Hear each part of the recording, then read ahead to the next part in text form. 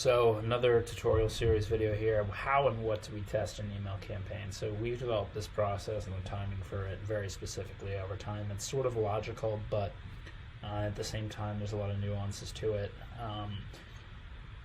When we're scaling up your campaigns, it's a constant process of seeing how high we can go, scaling back, adding senders, gradually looking at personas. But we're also looking at individual email statistics to inform the frequency, the copy of the emails. Generally, after the first month of onboarding with you, we launch. We spend week one looking at open rates.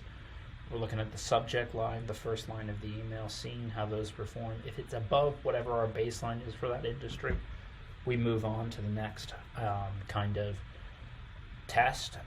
It takes a week to test because different days of the week have different rates, different people are in the office. You don't have a good set of data for testing on one day or two random days. You need a whole cycle to test any given variable. So we only do one at a time so the results are statistically significant. After that we may go on to a combination of open and reply rate.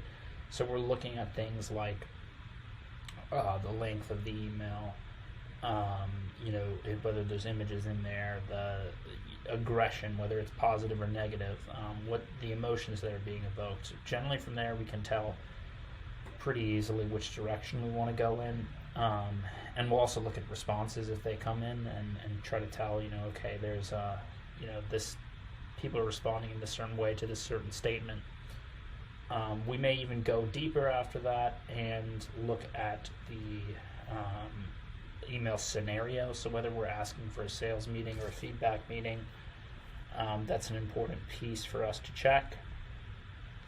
Once that's done, now we generally have a stable reply rate, some MQLs, but in a lot of cases the reply rate stays low. That's the MQLs stay low, so we need another few weeks going into the third month of our contract to scale the volume.